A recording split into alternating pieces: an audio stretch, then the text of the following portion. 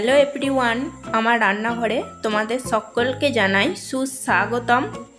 আজকে আমি চলে এসেছি তোমাদের জন্য আবারও একটা রেসিপি নিয়ে।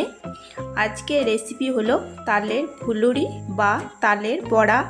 তোমরা সকলেই তালের বড়া বা ফুলুরি বানাতে পারো এবং বানিয়ে খেয়েছো। তবুও আমি কিভাবে তালের বড়া বানাই সেটাই তোমাদের সাথে আজকে শেয়ার করলাম। তালের বড়া বা তালের ফুলুরি বানানোর জন্য আমি এই বাটির মধ্যে নিয়ে নিচ্ছি 1 বাটি ময়দা, এই বাটিটার মাপ করে, আর এই বাটিটার মাপ করেই নেব 1 বাটি চালের গুঁড়ো। আমি এখানে সেদ্ধ চালের শুকনো গুঁড়ো নিয়েছি। আর নেব 1 বাটি সুজি। একটা মাঝারি সাইজের নারকেলকে কুড়ে নিয়ে আমি দিয়ে দিচ্ছি।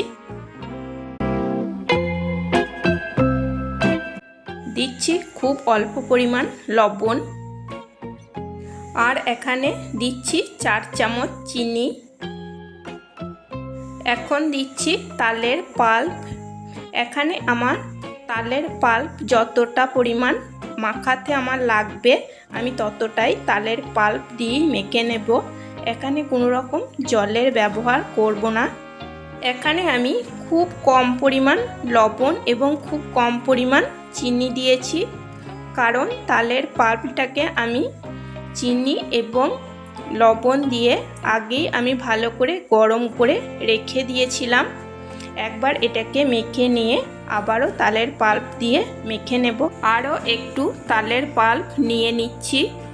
এখন আমি এটাকে ভালো করে মেখে নেব।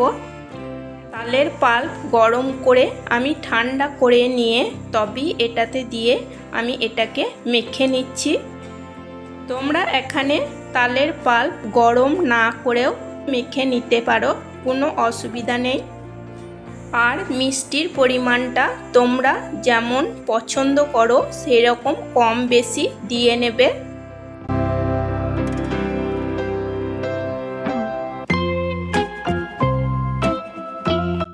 দেখো বন্ধুরা, এটা আমি খুব ভালো করে মেখে নিয়েছি। এখন যেটা দিতে হবে সেটা হলো 1 চিমটে খাবার সোডা এবং 1 চিমটে বেকিং পাউডার। আবারও একবার ভালো করে মেখে নেব।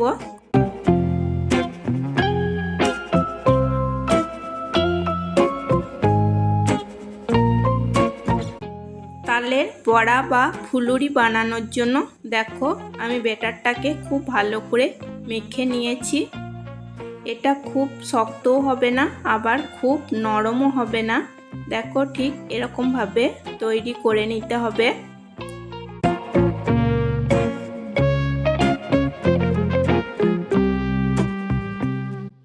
এখন আমি 15 মিনিটের জন্য ঢাকা দিয়ে রেখে দেব। 15 মিনিট পর আমি ঢাকা সরিয়ে নিয়েছি।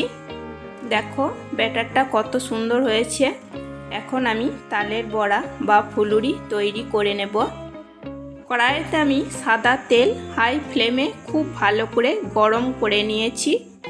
তালের বড়া ভেজে নেব।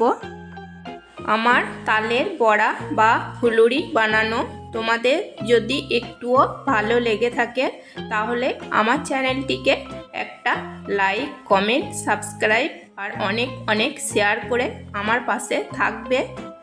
আর ভিডিওটিকে স্কিপ না করে শুরু থেকে শেষ পর্যন্ত দেখার জন্য অনুরোধ রইল। তালের বড়াগুলোকে আমি মিডিয়াম টু লো ফ্লেমে ভেজে নেব। এইভাবে তালের বড়া বা ফুলুরি বানালে ফুলুরির বাইরেটা হবে মুচমুচে এবং ভিতরটা হবে খুবই নরম, আর খেতেও ভীষণ টেস্টি হবে। তালের বড়াগুলো তেলের মধ্যে দেওয়া হয়ে গেছে। দেখো কত সুন্দর হয়েছে এবং কতটা ফুলে উঠেছে। নিচের দিকগুলো একটু ভাজা হয়ে গেছে। এখন আমি উল্টে দিচ্ছি। তালের বড়াগুলো হাই ফ্লেমে একদমই ভাজা যাবে না, তাহলে বড়ার বাইরের অংশটা তাড়াতাড়ি ভাজা হয়ে যাবে এবং একটু কালো কালো হয়ে যাবে, আর ভিতরটা কাঁচা থেকে যাবে। সেই জন্য মিডিয়াম টু লো ফ্লেমেই বড়াগুলোকে ভালো করে ভেজে নিতে হবে। আর মাঝে মধ্যেই খুন্তি করে একটু করে নাড়িয়ে দিতে হবে বড়াগুলোকে। দেখো তালের ফুলুরিগুলো ভাজা হয়ে গেছে, এখন আমি নামিয়ে নেব। তেলটাকে একটু ভালো করে ঝরিয়ে নেব, দিয়ে নামিয়ে নেব। দেখো বড়াগুলো কত সুন্দর হয়েছে এবং এগুলো খেতেও কিন্তু ভীষণ টেস্টি হয়েছিল। আবারও একবার আমি ভেজে দেখাচ্ছি, একইভাবে আমি আবারও ভেজে নেব। তালের বড়া বা ফুলুরি যদি এরকমভাবে না বানিয়ে থাকো, কিংবা আমার এই তালের বড়া বা ফুলুরি বানানোটা যদি তোমাদের পছন্দ হয়ে থাকে, তাহলে অবশ্যই একবার বাড়িতে বানিয়ে নিও। তালের বড়াগুলো সব তেলের মধ্যে দেওয়া হয়ে গেছে। দেখো কত সুন্দর হয়েছে এবং কত সুন্দর ফুলে উঠেছে। আমি খুন্তি দিয়ে একটু নাড়িয়ে নিচ্ছি এবং মিডিয়াম টু লো ফ্লেমে আমি তালের বড়াগুলোকে ভেজে নেব। আবারও তালের বড়াগুলো ভাজা হয়ে গেছে, নামিয়ে নেব। তেলটাকে একটু ভালো করে ঝরিয়ে নিয়ে নামিয়ে নিচ্ছি। তালের ফুলুরিগুলোকে আমি সব একইভাবে ভেজে নিয়েছি। দেখো কত সুন্দর হয়েছে এবং খেতেও এটা ভীষণ ভালো হয়েছিল। আমার তালের বড়া বা ফুলুরি বানানো তোমাদের কেমন লাগলো অবশ্যই কমেন্টের মাধ্যমে জানাবে। দেখো বন্ধুরা, বড়ার বাইরেটা কতটা মুচমুচে হয়েছে সেটা আওয়াজ শুনেই বুঝতে পারবে।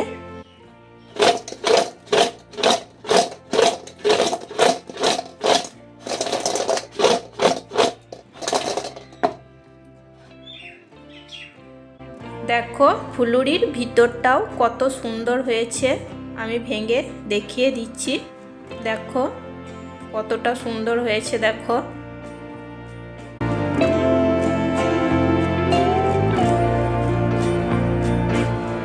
প্লিজ বন্ধুরা লাইক কমেন্ট সাবস্ক্রাইব করে আমার এই ছোট্ট চ্যানেলটির পাশে থেকো।